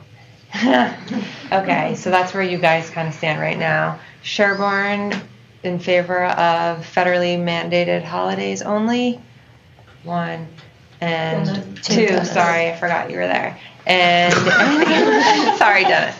And those in favor of adding the 3 additional holidays? 1. So that's where you guys are. Status quo. That's status quo. Yeah, it ends up being, I mean, With we can 2, do the 2, same 1. thing. So then, For Dover. do you want me to straw poll us too? So for Dover, in favor of federally mandated holidays only? 2. In favor of adding the 3 holidays? And then in favor of current calendar. So I think we see where we stand. Dover, since I'm your lady, I'm going to ask for a motion, since we would probably like to vote for something. I know we don't need to. Wait, can I say something? I don't mean to be a jerk, but I'm going to be. We've already voted that if we don't vote to roll back or move forward, we've already voted that the calendar will be the status quo. We don't need to vote again, okay? Unless somebody wants to make a motion to do one of those. Would somebody like to make a motion to do one of those? Meaning federally mandated or add new holidays? Thank you. That's what I should have said. Anyone? But if you think about it, let me just play devil's. You said you agreed to let that be. You hadn't really approved the calendar. Anything. Because you could vote differently. You all agreed that would be how you would play it out. Right. But your vote could be different when that's.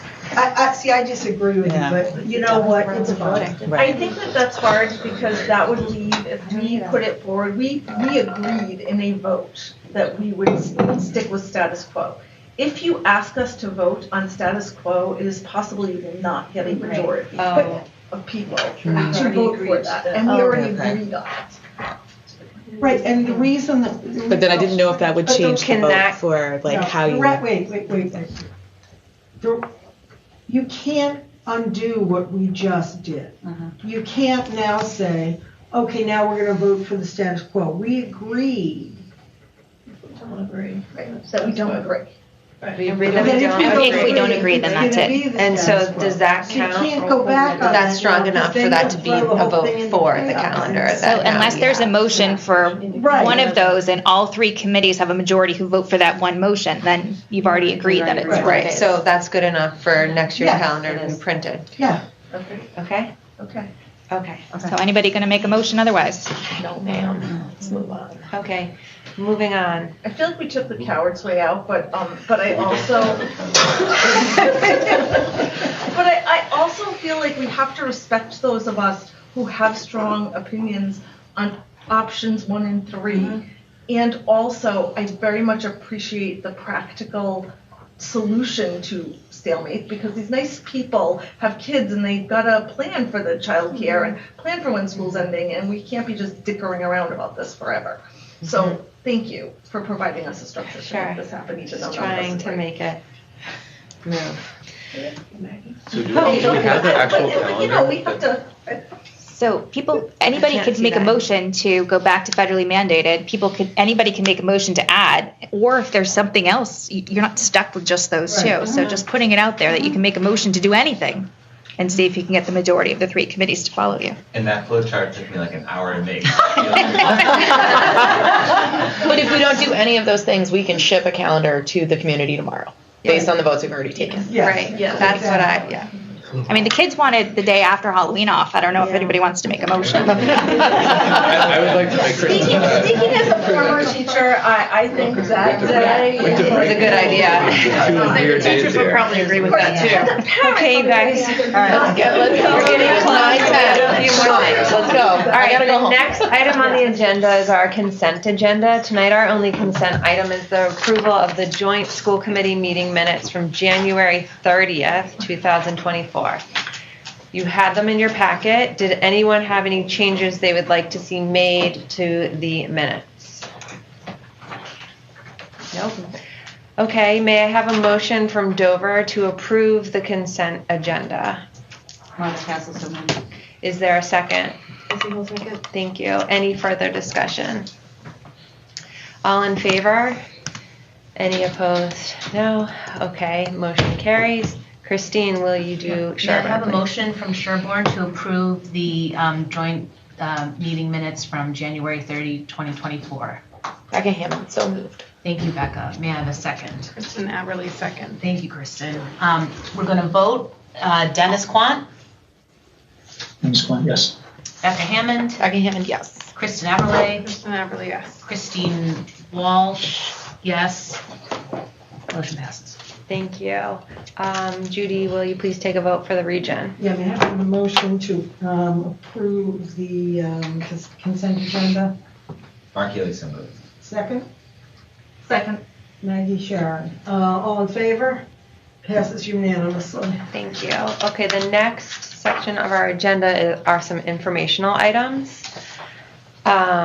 In your packets, you were given information about the closure on contract MOAs, JAXI, and educational assistance, as well as a summary of the fiscal year 2025 budget. Which you're getting right now. Thank you. Superintendent McCoy, could you please just update us on the closure of the contract MOAs? Sure. So coming out of the contract negotiations with the educators last year, there was an MOA written asking that a committee led by or co-led by Kate McCarthy, Director of Student Services, and one of our DSEA presidents, including special educators, including general educators, including service providers, just sit down to see if there are in fact places where either our special educators or our specialists, our OT, PT folks, are not getting what they are due through the contract, not getting prep time, not getting lunchtime. So they sat down, did a study. They identified some individuals who, because of their caseloads or because of their workloads or their writing loads, were having difficulty having prep time or lunch. So in order to address that, the committee has worked through options. Kate and the union representatives have come to some solutions so that everybody can have prep, everybody can have a lunch moving forward. And so that committee does not recommend any changes to the contract at this time because they feel like it can be done within the current contract through agreements with the administration. The second one came out of our negotiations with the educational assistants. Jenny, I don't know, do you want to say anything about that? You led that committee, the MOA. Yeah, I mean, the MOA was just looking at the structure of our EA system and the categories that we had. So we have our EA1s and our EA2s. You have the job descriptions. So we looked at different descriptions from other districts, and the conclusion they reached is that they didn't want to collapse into like one educational assistant description. They felt like that there were two different descriptions, which the results of that kind of have null and void now that they're part of Right, the so that CA. information will feed into the negotiation team to consider moving forward about what they found, what their desire was, and how we can create a fair contract for them. So both closed and then reopened for EAs. Thank you. And thank you to everyone who participated in all of that work.